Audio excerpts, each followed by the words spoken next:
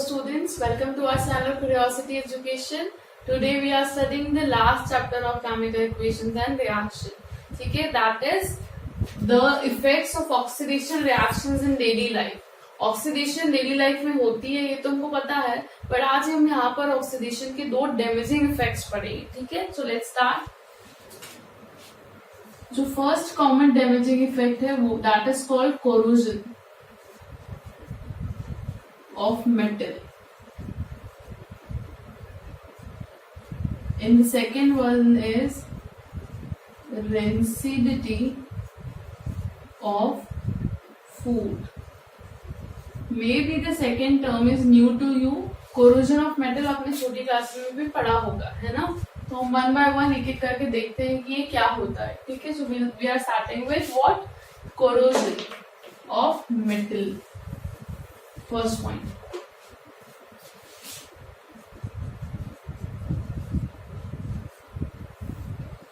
First, write down the definition with me. The process in which metal gets eaten up by air, moisture, and some acids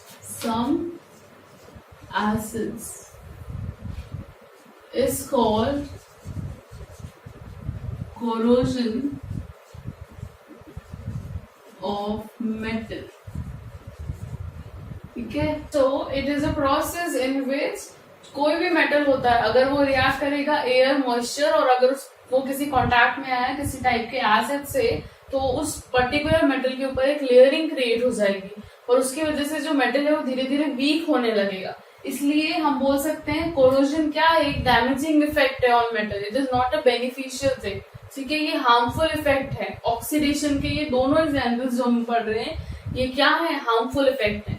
so corrosion of metal is what? It is just a reaction takes place on the surface of a metal due to the presence of air, moisture and any kind of acids. उसकी वजह से metals week हो जाते हैं. अगर corrosion की process हो रही है टू आयरन मेटल, कौन सा metal? Iron metal. Then only in this case it is called rusting of iron. ठीक है, कोरोजन समझ में आ गया ना? It is the process in which metals जो है धीरे धीरे वीक हो जाते हैं in the presence of air, moisture और some acid. If corrosion of iron metal is taking place, corrosion of iron metal is taking place, then we can say it is rusting of iron. सिर्फ उसी के case में, किसी और metal के case में नहीं. ऐसा क्यों हो रहा है मेटल्स के साथ ही? सिर्फ जनरली मेटल्स के साथ ही होता है, नॉन मेटल्स का कोरोजन नहीं होता. Why so? मेटल्स हमको पता है कि बहुत रिएक्टिव होते हैं और वो एटमॉस्फेरिक ऑक्सीजन के साथ, वाटर वेपर के साथ रिएक्ट कर लेते हैं और उसकी वजह से उनकी लेयर पर, just imagine this is a rod, metal rod, तो उनके लेयर पर क्या हो जाता है, ये रिएक्शन वाला एक नया कंपाउंड आकर क्रिएट हो जाता है. इसी प्रोसेस को हम कोरोजन बोलते हैं. ठीक है, तो ये एक रीजन है. हम बोल सकते हैं कि क्योंकि मेटल्स क्या होते हैं, बहुत ज्यादा रिएक्टिव होते हैं, दैट इज द रीजन हमें ये प्रॉब्लम, कोरोजन की प्रॉब्लम फेस करनी पड़ती है. Corrosion of course is a problem. Corrosion is a harmful process. ये जानने के लिए उससे पहले हम रस्टिंग ऑफ आयरन की डेफिनेशन और क्या देख लेते हैं, सॉरी इक्वेशन देख लेते हैं कि प्रोसेस कैसे होती है. ठीक है, during this rusting of iron,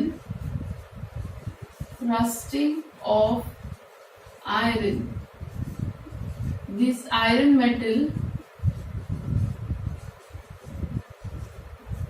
combines with atmospheric oxygen, we call it air. अभी हमने डेफिनेशन में जो लिखा था वही हो रहा है iron metal. Atmospheric oxygen and moisture मतलब वाटर वेपर्स. तो हमको नहीं पता कि कितने ड्रॉप ऑफ वाटर वेपर है, तो हम जनरली उसके लिए एक्स लिखते हैं. क्या लिखते हैं? XH2O. And this will form Fe2O3 dot XH2O, which is the rust, the formula of rust. इसको पहले हम लिख लेते हैं, हम आयरन ऑक्साइड भी बोलते हैं, आयरन 3 ऑक्साइड एंड रस्ट. ठीक है, this is very very important. and let's balance this.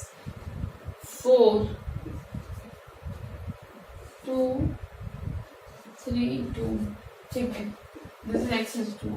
So this is the balanced equation for rusting of iron. इसमें क्या हो रहा है, आयरन कंबाइन हो रहा है एटमॉस्फेरिक एयर से, मैं यहाँ पे लिख लेती हूँ एयर, ठीक है. दिस इज, हमने पहले भी डिस्कस किया था कि जब भी हम डॉट X2 लिखते हैं तो उसको बोलते हैं वाटर ऑफ क्रिस्टलाइजेशन. सो हमने यहाँ पर x क्यों लगाया है, क्योंकि ये x नंबर वेरी कर सकता है, 1 2 3 इट कैन बी एनीथिंग, तो हम स्पेसिफिक नहीं कर रहे हैं, it can very the water droplets, ठीक है. तो क्या हुआ, कोरोजन ऑफ मेटल में क्या हुआ, या rusting of iron is what, imagine this is the iron rod, जिसमें कंबाइन हुआ है इसके लेयर पर ऑक्सीजन वाटर वेपर कंबाइन होकर एक रेडिश ब्राउन कलर की, this is a reddish brown layer, flaky layer, ठीक है. फ्लेकी लेयर क्या होता है, एक तरीके से ये बहुत रिलीज होती जाती है. अगर just for example this is that rod जिसके ऊपर रस्ट फॉर्म हो चुकी है, दिस इज रस्ट जो रस्टिंग ऑफ आयरन के बाद या कोरोजन ऑफ मेटल के बाद फॉर्म होती है on a metal surface, iron metal surface. अगर ये क्रिएट हो गई तो विद ड्यूरेशन ऑफ टाइम क्या होगा, ये रिलीज हो जाएगी आयरन मेटल से. उससे क्या लॉस होगा, अगर ये हार्ड मेटल क्रिएट होती तो भी हमें प्रॉब्लम नहीं थी, क्योंकि ये फ्लेकी हो रही है तो ये क्या हो जाती है, डस्ट फ्री हो जाती है, यहाँ से रिलीज हो गई. उसकी वजह से क्या हुआ, अब नया जो सरफेस, अगर ये लेयर हटा दूं मैं, तो आयरन के अंदर की लेयर भी किसके कांटेक्ट में आ गई, ऑक्सीजन के, मॉइस्चर के, और फिर से वो भी वीक हो जाएगी. एक टाइम आएगा कि वो लेयर भी क्या हो जाएगी, रिमूव हो जाएगी, और ऑक्सीजन और मॉइस्चर फिर से आयरन के और अंदर पार्ट्स तक जाकर क्या कर सकते हैं, rusting of iron. That is the reason धीरे धीरे बड़े बड़े जो आयरन के ऑब्जेक्ट्स है वो भी कैसे हो सकते हैं, वीक हो सकते हैं, ठीक है. एक और एग्जाम्पल देखते हैं हम, कि हमने अभी जस्ट बोला कि corrosion of iron is what, और कोरोजन ऑफ एनी मेटल से हम स्पेसिफिकली रस्टिंग ऑफ आयरन की बात कर रहे हैं कि बहुत ज्यादा हार्मफुल है. ये कैसे है, बहुत ज्यादा मनी लॉस भी होता है इसमें. हमें पता है कि बहुत बड़े ब्रिजेस वगैरह इस तरीके की चीजें होती है, मशीनरीज, बड़ी बड़ी मशीनरीज है, इंडस्ट्रीज में है, या फिर आपने सुना होगा अंडर वाटर पाइपलाइंस है, ये सब किसकी बनी होती है, मेटल्स की तो बनी होती है. इफ इन द केस वहां पर क्या यूज हुआ है, डायरेक्टली और इनडायरेक्टली आयरन यूज हुआ है, तो धीरे धीरे रस्ट फॉर्म हो जाएगी, और वो जो ऑब्जेक्ट्स हैं वो कैसे हो जाएंगे, वीक हो जाएंगे, है ना. एंड एज अ रिजल्ट क्या होगा, धीरे धीरे हमें वो सब रिप्लेस करना पड़ेगा, जो बड़े बड़े ब्रिजेस हैं और वो सब. अगर जस्ट फॉर एग्जाम्पल ब्रिजेस कहाँ पर बने हैं, ओवर द सीज, और जनरली ऐसा होता भी है, ब्रिजेस बनते हैं ना iron bridges over the seas, हमें मिलेगा वाटर भी मिलेगा, मॉइस्चर भी मिलेगा. वहां पर सॉल्ट्स की प्रेजेंस की वजह से क्या होता है, एसिड्स क्रिएट हो जाते हैं, तो सेम रिएक्शन वहां पर भी तो हो सकती है. और इस तरीके से जो बड़े बड़े ब्रिजेस है वो क्या हो सकते हैं, वीक हो सकते हैं. तो इसीलिए हमने कहा था कि ये डैमेजिंग इफेक्ट ऑफ ऑक्सीडेशन है फॉर आवर डेली लाइफ. तो हमने एग्जाम्पल नंबर 1 कंप्लीट कर लिया. इसे प्रिवेंट करने के लिए हम जनरली बार बार क्या करते हैं, उस पर्टिकुलर आयरन ऑब्जेक्ट या मेटल ऑब्जेक्ट को क्या कर सकते हैं, ऑयलिंग कर सकते हैं, टाइम टू टाइम ग्रीसिंग कर सकते हैं, और पेंट किया जा सकता है with particular duration of time to prevent corrosion. ये बहुत इनिशियल मेथड्स हैं. हायर लेवल पर और भी बहुत सारे ऐसे प्रिकॉशंस लिए जाते हैं ताकि हम रस्टिंग ऑफ आयरन को रोक सके, है ना. वो आप हायर क्लासेस में फिर से पढ़ेंगे. अब हम देखते हैं the second topic of this same heading, that is rancidity of food. That topic is a bit new to you. उसमें भी क्या है, डैमेजिंग इफेक्ट है of oxidation to our daily life. Next is rancidity of food. इसमें क्या होता है, it is actually oxidation of food. इसे ऐसे लिख सकते हैं हम, the condition caused by oxidation of oil and fats containing food, due to which the food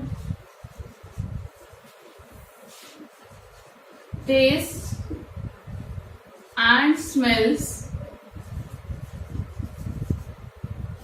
badly okay, or get badly and get rancid is called rancidity of food. क्या हो रहा है?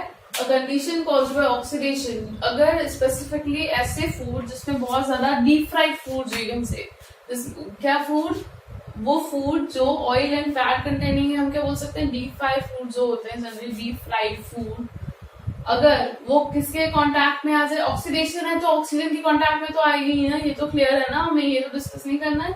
तो अगर इस तरीके के फूड, कौन से, oil and fat containing food generally comes in contact with oxygen, तो इन दोनों के बीच में रिएक्शन क्रिएट होती है और जो फूड है वो बहुत ज्यादा सॉफ्टी हो जाए, अगर बहुत ही ज्यादा, इसलिए हमारे पास पोटैटो चिप्स हैं तो ऑक्सीडेशन में क्या हो सकता है, वो कितने क्रिस्पी होते हैं तो उनकी जो क्रिस्पीनेस है वो जा सकती है, एट द सेम टाइम उनका जो टेस्ट होता है वो बहुत ही टेस्टलेस हो जाता है, बहुत गंदा सा हो जाता है, we can not even eat those chips after this process. So this is what rancidity of food. ठीक है, इसमें क्या हो रहा है, ऑक्सीडेशन ऑफ फूड बेसिकली, समझ में आया? तो इसकी वजह से जो फूड है वो क्या हो रहा है, स्पॉइल हो रहा है बाय द टाइम। यहाँ पर अब हमारे पास प्रिकॉशन मेथड्स है जो हम डिस्कस करते हैं कि what we can do to avoid the rancidity of food. Rancidity समझ में आ गया, oxidation of food, a condition in which the oxidation of food takes place, due to which what happens, the food becomes, और उसका जो test होता है, smell होता है, अपने आप हमें कैसे पता चलेगा, उसके टेस्ट से और स्मेल से हमें पता चल जाएगा कि जो फूड है वो क्या हो गया, रेंसिड हो गया है, वो कौन सी प्रोसेस हो गई है, rancidity. So now we are discussing how we can prevent the rancidity of food. ठीक है, by using some methods.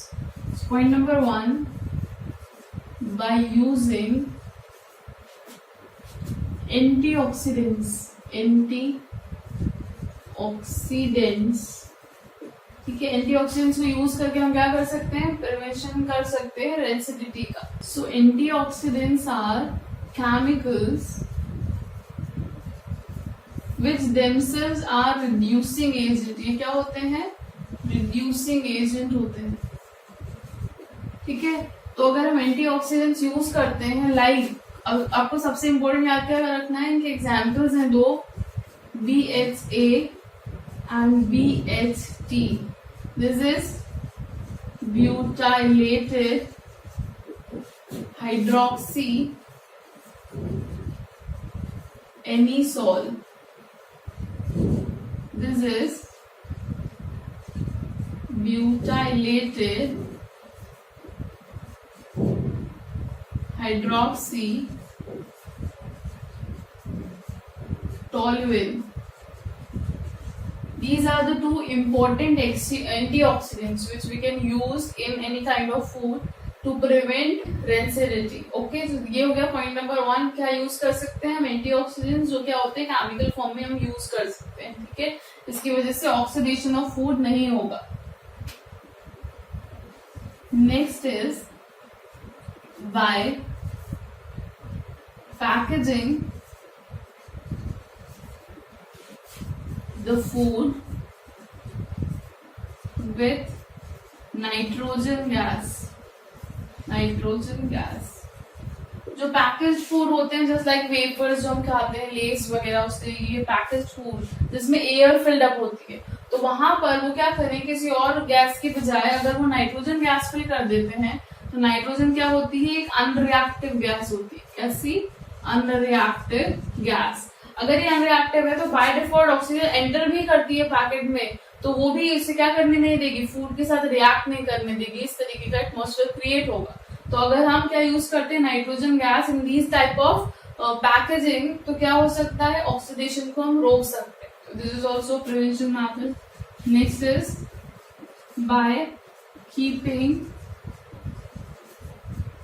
The food in refrigerators.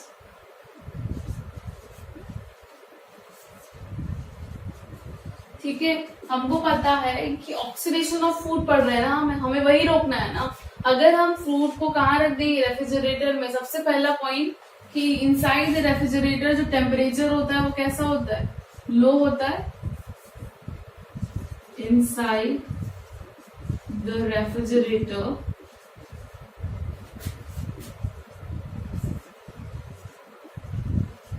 The temperature is low, और लो टेम्परेचर पर ऑक्सीडेशन की प्रोसेस बहुत slow हो जाती है और डायरेक्ट एयर का कांटेक्ट भी नहीं होता इनसाइड द रेफ्रिजरेटर, है ना। हमको पता है वो पूरी तरीके से लॉक्ड रहता है, तभी तो अंदर इतना टेम्परेचर मेंटेन होता है, ठीक है।